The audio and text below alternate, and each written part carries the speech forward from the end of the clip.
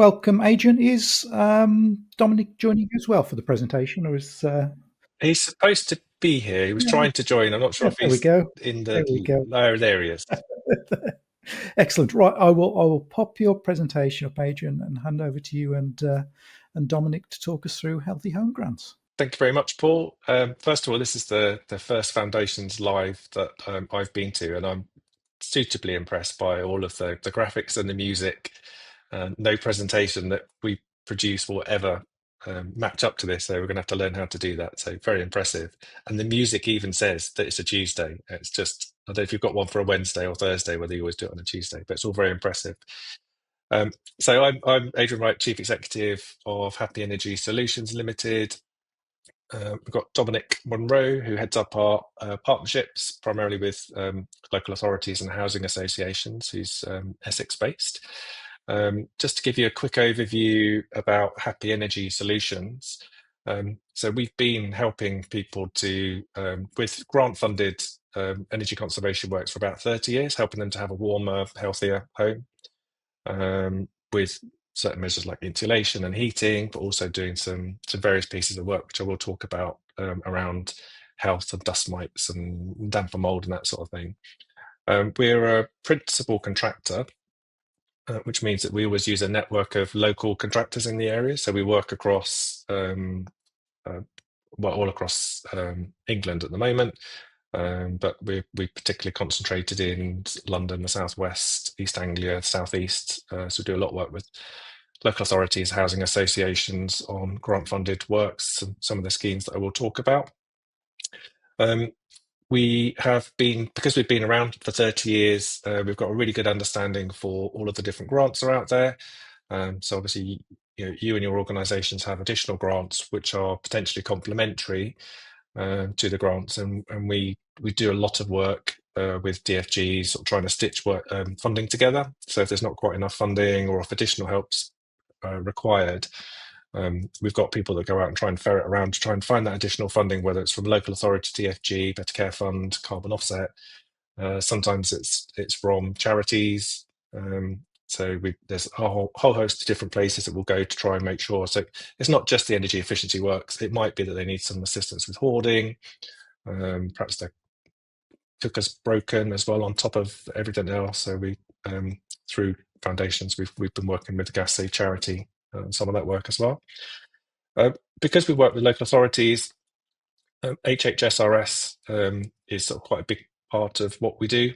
So obviously we're talking here about a lot of the changes in the AWEB's law, damp and mould, but we've incorporated, thanks to foundations who gave us training some years ago, all of our assessors will be looking for those risks and hazards while they're in the home. So even though we're there primarily to do an EPC rating and to do a condition report and to look at what insulation works or heating works can be done, we're also looking out for those potential issues that could cause risk to the residents. And we are a Foundations registered home improvement agency under the energy efficiency category. So we've been doing that for a number of years. So keen to work with any local authorities who would like to work with us in their areas to help improve people's homes. So the presentation today is about grant funding for work. So not just damp and mould works, but sort of trying to make the home warmer. When we had the last presentation, when it unfortunately got cancelled because of Cloudflare, this presentation was very different. For those of you that have followed the budget, or may not know about the energy company obligation and Eco4. So I was hoping that in the sort of the couple of weeks break that we'd had since the last session, that actually we'd have some good news and Eco would be extended and we'd be able to tell you about the £1.5 billion a year that they were spending and they were going to continue spending, which is what we were hearing. The mood music was indicating that, yes, there'd been some problems with poor quality work in solid wall insulation, as you've probably all seen in the press and on the TV. But actually, it's a scheme that had been running for decades, so it was going to carry on. But it's not. So Rachel Reeves has decided, or Labour have decided, the government have decided that it's going to be cancelled. So it was always going to run out at the end of March 2026 anyway, but they've now decided they're not going to continue it because it was that very smelly Tory scheme, nothing to do with them. So they're getting rid of it. And unfortunately, I think it's now about 1.7 billion a year that's been spent on Eco4 to provide grants for low-income households across Great Britain. That's now been lost. They've put in 1.5 billion, which is not an insignificant amount of money, but they've stretched it out over 4 years. So this year, or 2026-27, that 1.7 billion is now dropped to about 285 million. And we're not even sure that all of that's going to come back into the industry. So I've got a very short slide on Eco4 because it's coming to an end. So I won't go into too much detail. There are still some grants out there. There's been an extension. So Eco4 technically is going to continue all the way through to the end of 2026, but there's no new funding. So it's just really energy companies having a bit of extra time to finish off the last few bits and pieces they need to do and to remediate any of these solid wall insulation works that were poorly completed. So there's very limited funding available. It's unlikely that you're going to be able to recommend any of your clients to be able to access this, but there might still be a bit of funding. The other thing to mention as well, the Eco4, the 1.7 billion a year that the energy companies were supposed to spend, they've actually spent more than that. Because of the way the cost cap was implemented with the energy bills, it's meant they weren't able to recover all that cost through the bills. So the government are going to take some of that money that's been set aside in the Warm Homes Plan and probably pay it over to their poor energy companies who are obviously struggling to pay back the extra money they spent in delivering eco. So we're not overly happy about that, and we're trying to battle to try and keep that money into the fuel poor households. So what funding is there potentially in your area? Some of you will maybe be aware of this, but the big ticket item in town is the Warm Homes grants. So you had the Warm Homes local grant, which is what I'm going to talk about, which is private sector housing.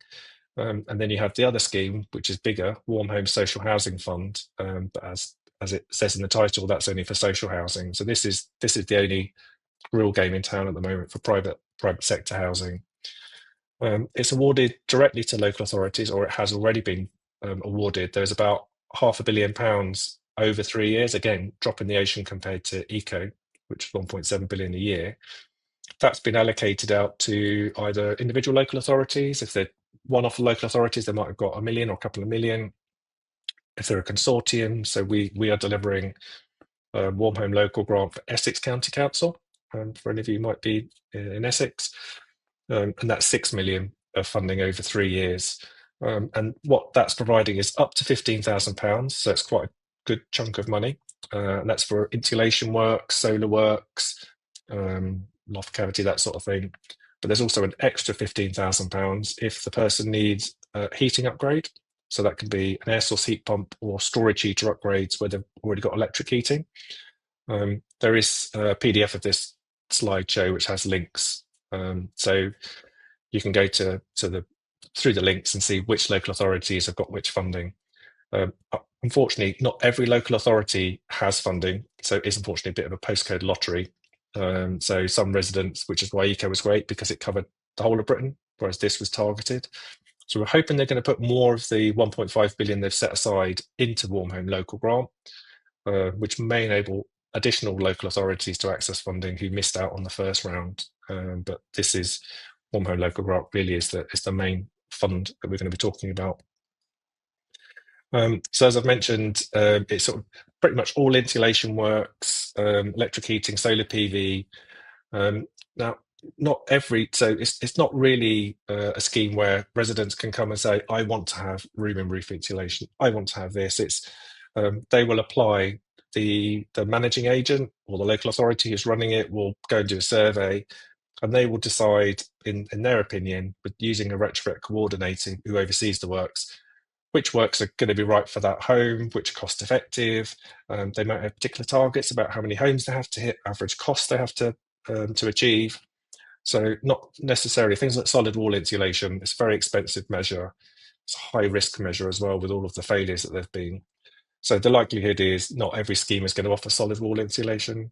They may be the odd case. Windows is something everyone always wants windows, but generally if the windows are hanging out and need replacing, there's a lot of other disrepair going on. So sometimes there's more funding that needs to be brought to the scheme, which is where potentially you can use your funding to provide that additional funding and maximise that. Specifically in relation to um, damp and mould, we can, or under Warm Home Local Grant, that is expected that ventilation will be fitted if there's some kind of fabric measure being fitted. And in some other circumstances where the home already has a lot of insulation but doesn't have ventilation. So that will be things like the constant running decentralized mechanical ventilation in the bathroom and kitchen, and a few other things that I'll kind of run through. But importantly, the fund won't fund ventilation on its own. There has to be some additional works going on. It has to be kind of secondary, supplementary to that for it to be able to be funded. But there are opportunities for potentially for the funding that you've got, and the funding that Warm Home Local Grant has got, to help your funding go further. There are eligibility requirements, which I'll go through in a sec. So who's eligible for Warm Home Local Grant? It's probably the typical household you'd expect. So those that are on an income related benefit, one person in the household would make the home eligible regardless of the rest of the income of the household. There's a household income only option. So if the gross household income, that's everyone living in the house apart from like a lodger or a student, is below 36,000, then they might be eligible. There's also a list of postcodes which are, you're probably aware of IMD areas, index multiple deprivation.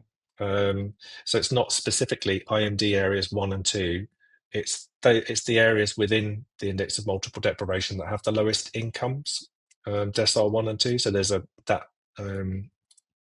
blue link there. Once you get the PDF, will take you to basically a spreadsheet you download, and it will tell you which postcodes are included. So with that IMD 1 and 2 area, anyone in that area is eligible regardless of income. So it does give you a lot of flexibility for helping people with these type of measures. I've also mentioned here, it's a bit more complicated. So even though eco is going, there's still an opportunity for someone to be referred through on a health route. So in Essex, for example, our scheme is called Heat Essex.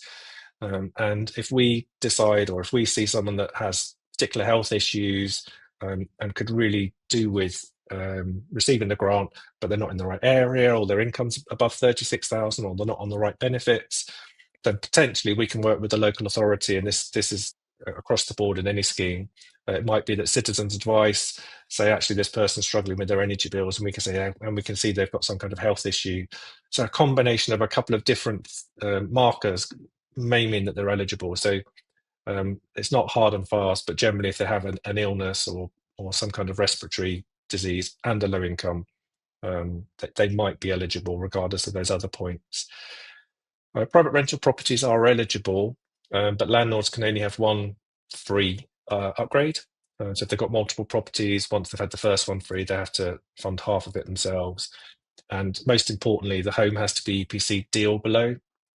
So if you've got clients who are in fairly modern gas heated property that's well insulated, chances are that will be EPC C or B, so they won't be eligible. So it's important for you to understand, if you're referring people and signposting people, that it tends to be the slightly older properties. So some gas heated homes are D, but if they're already very well insulated, then the chances are that they might not be eligible. So what do we do in terms of ventilation, which is obviously helpful for improving the health of the residents? So I've mentioned the extractor fans, the mechanical ventilation, and we tend to use the constant running ones because they are the most efficient and more expensive, but the scheme will fund that. It is a requirement for the managing agent of the fund, or the retrofit coordinator who's overseeing the works, to produce a ventilation strategy. So they should be looking at the whole property, what ventilation is required, whether it's within the house, whether it's in the roof space, for example, to stop condensation up in the roof space if you've insulated it. We may need to fit window trickle vents to allow the fresh air to come in to replace the air that's been pulled out by the extractor fan. The air also needs to circulate around the house. So not a popular measure, but sometimes we'll cut a centimetre off the bottom of an internal door to allow that air to circulate. For those of you as old as me who remember the snake or whatever you used to put on the door to stop the draft, we're putting them back in to help that airflow around. And in some cases, we'll do an air pressure test. So that's a a whole host of equipment that you put on the property to try and ascertain where the house is leaking, or either to see if it's leaky enough so it doesn't need all this extra ventilation, or to see if we can find some great big gaping holes behind pipes or something that's actually making the house cold that we can seal up. But again, there's no direct funding within the scheme to tackle the damp and mold. So partnering with organisations like yourself is ideal if you've got funding. So it might be that the damp needs to be cleaned, the property might need to be redecorated. This warm home local grant scheme can kind of help the source of the issue, the damp and the condensation, and warm the house up. But ultimately, tackling that is an issue, and with AWEB's law, obviously there are certain timescales that trigger that need to have these things remediated. Currently in social housing, moving over to other properties as well. So I've mentioned how to access the grants. So this slide deck has various links to the local authorities that have the funding. If those of you don't know, you can point the residents to an online application form. So it's called the Warm Home Local Grant Eligibility Checker. There's a link there on that screen where they'll enter a bit of information. It will look up their EPC. It will give them an indication if they're eligible.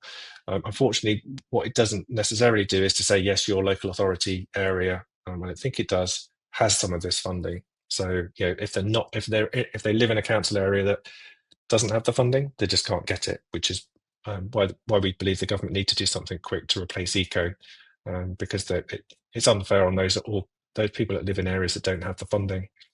But any of these warm home local grants, we're really keen to work with you to see, and you might well be funding your DFG work, or funds might be funding heating, for example, insulation. So why not try and leverage some of this other funding, and then your funding could go further, and also it can be used for potentially different things in the property that are complementary.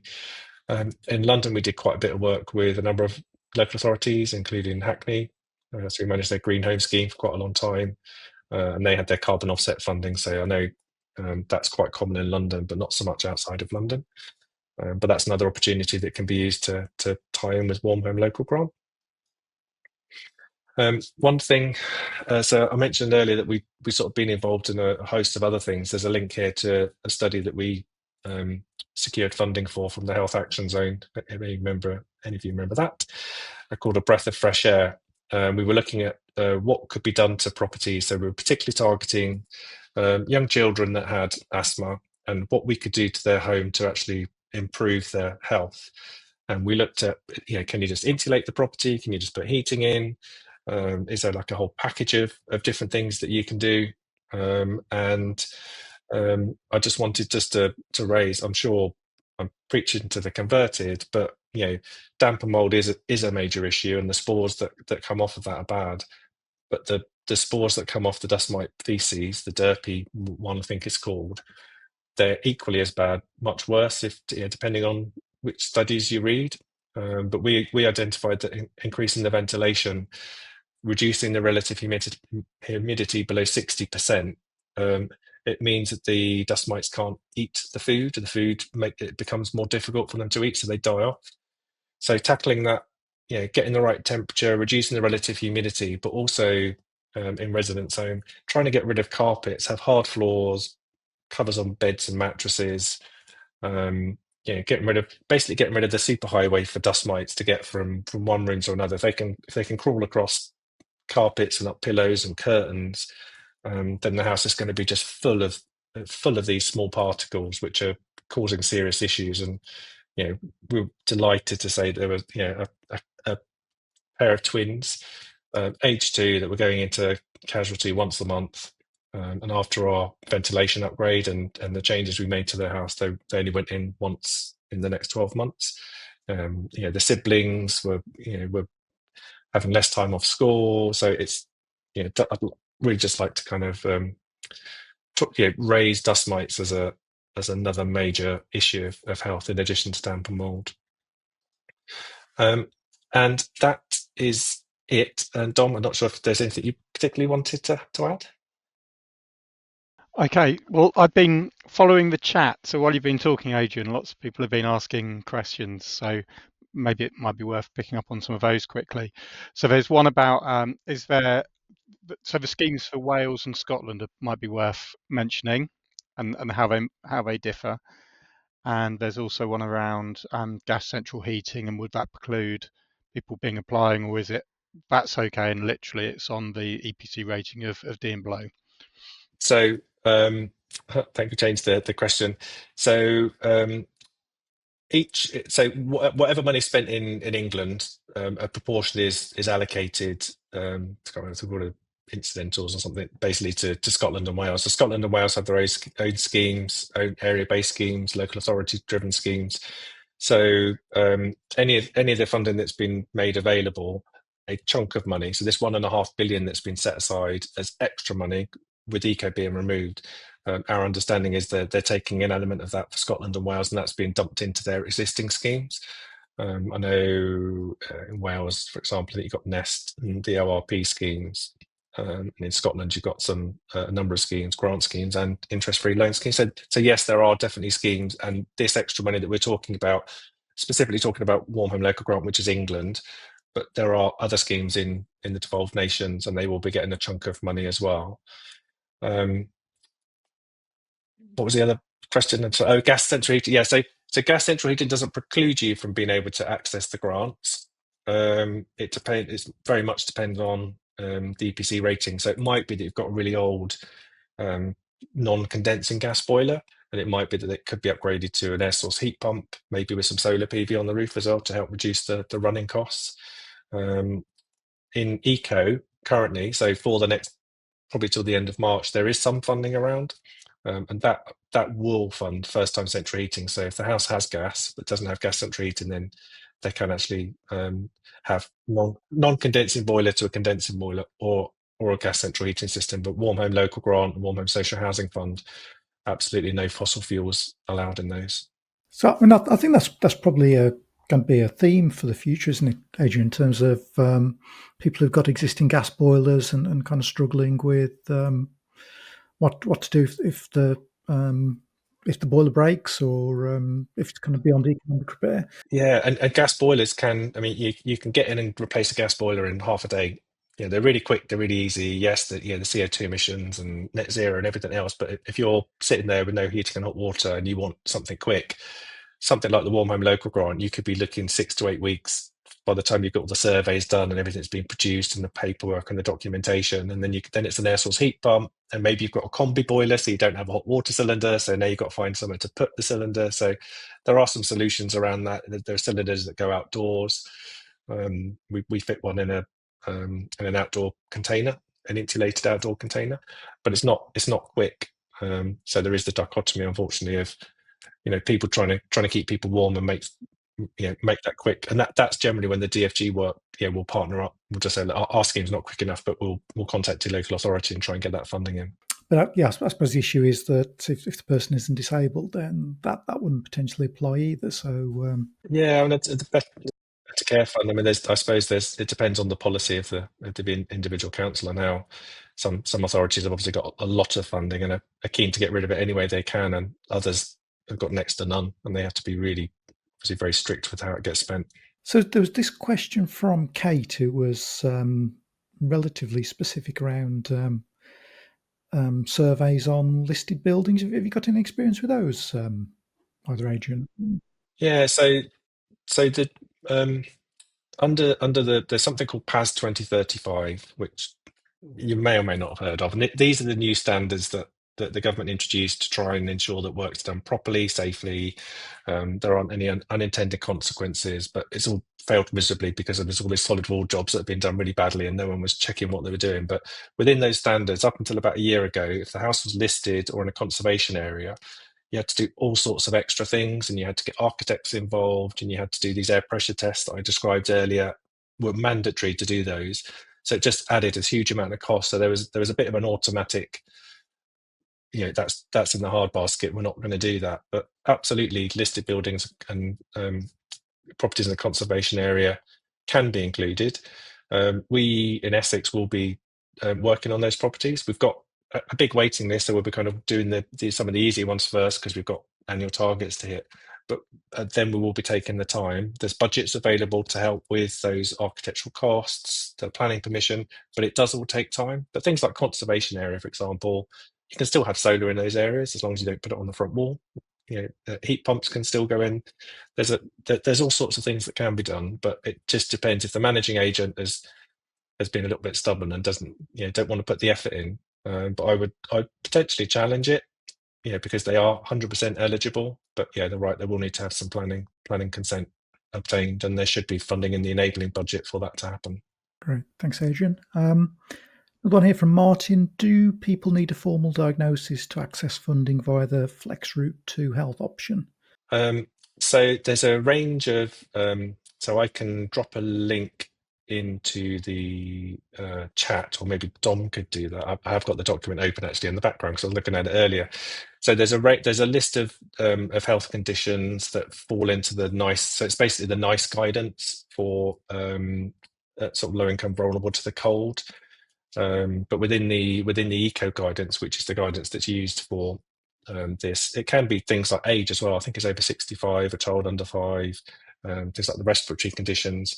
There's a range. So it might be that you can have a hospital letter that references that it's an asthma clinic, or the asthma nurses come around. It could be we do have a GP service that we've teamed up with, so we can get them to check the evidence, and then they can sign it off. The person's GP can sign a declaration. There's a whole range of ways of doing it, but it doesn't have to be necessarily a formal, any kind of evidence will be able to be put forward. But in the EcoFlex 2 route, as it's known, there have to be two things. So it might be that they've got that illness, and maybe they've got energy debts, and the Citizens Advice have referred them for support. It could be they've got council tax reduction. It might be that their child is getting free school meals. So there's a whole category of different things that might make them eligible, and we'll try and drop some of that guidance in the chat. But if someone has a specific question they want to email me, my email address is it's just adrian@happyenergy.co.uk. So happy to just ping a quick response back. Thanks, Adrian. Two more, and then we'll let you go. But there's one here from Wendy. I suppose about oil-powered central heating, whether you kind of think it's worth looking to change fuel source if that breaks down. Yeah, definitely with oil. I would recommend, because of the not only the carbon emissions, but there are various issues around the cost of filling a fuel tank. You have to have quite a bit of money to be able to fill a fuel tank, and the price can vary all over the place. So where generally under the Warm Home Local Grant Scheme, we would recommend that you swap out an oil boiler for an air source heat pump alongside solar PV. So you've got the solar PV generating the electric to help cover to help reduce your electric bill. And then you've got your air source heat pump, which should be easily cheaper to run than the oil central heating. And generally, if you've got an oil boiler, you're likely to have a hot water cylinder. Not always, you do have combi boilers there as well. But yeah, any Warm Home Local Grant, I'd be surprised if they didn't recommend swapping out an oil boiler, unless it's like my wife, who loves her oil boiler and it's condensed oil boiler, and she just can't get her to change from that. So some people just do love the heating, even people that have coal fires. Sometimes they're really resistant to actually get rid of them. But yeah, I'd definitely recommend changing to a heat pump. And a last one about double glazing. Can that be included within the Warm Home Local Grant? So if you look at the guidance, it's an eligible measure. Anything that will increase the SAP rating of a property technically is an eligible measure, as long as it's not fossil fuel driven boiler. The problem is it's the cost effectiveness. So lots of people, everyone wants new windows because it's nice. It makes the house look nicer. Quite often, even if they've got double glazing, maybe they've got failed unit, so putting new double glazing in doesn't really save very much. So the cost, so it might be, I don't know, £3,000 or £4,000 that you've got to pay, but the actual bill saving might be £30 to £40 a year. It's tiny. So generally, it's not seen as a very cost-effective measure. We had a live example applied to our own scheme. I mentioned earlier about windows falling out, and literally the windows are falling out. The plants were growing in through the house. If we didn't want to touch it because the house was in a real state of disrepair. So if the windows are that bad, then it's unlikely they're going to be covered. They generally do a lot of it under the Warm Home Social Housing Fund because the social landlords have to replace them anyway. So being able to get half of it funded by the government scheme, they're putting windows in left, right, and centre. But in the private sector, it's hard to get people with the right certifications that you need under PAS 2035 to fit them, and also they're just not really cost effective. You'd be better off putting solar PV in, because then they can, they'll be getting several £100 off their bill instead of 30 or 40 quid. Great. Thank you for that fairly deep and in-depth tour in the end, wasn't it? I think we covered a lot of ground there, and had a lot of questions from the audience, which is fantastic. So thank you, Adrian. Thank you, Dominic. I'm sure we'll be asking you back for an update as and when, I suppose, kind of further details emerge of what might happen in the future. Yep. Yes, just on that point. Sorry, the warm home plan is long overdue, that the government are going to be publishing, and we're told the word on the street is that it's going to come out on the 17th. So next week we should have a bit more information about how this money's been spent and divvied up. I would just like to end by apologising to our Welsh and Scottish friends for not including their schemes in this presentation. I'll hang my head in shame. Maybe, I suppose we are the national body for England, although we'd love to cover other areas as well. But thank you, Adrian and Dominic, for joining us. I really appreciate it. Thank you. Thanks, Paul. Thanks for inviting us on. Right. So that was all your annual guide through the various different funding streams that are available for cold homes, warm homes, somewhere in between homes, and certainly if gas breaks down, or gas appliance breaks down, I think that's definitely getting more difficult. Although I did speak to somebody about some additional funding this morning, so I will be in touch with some people about that in the next couple of weeks.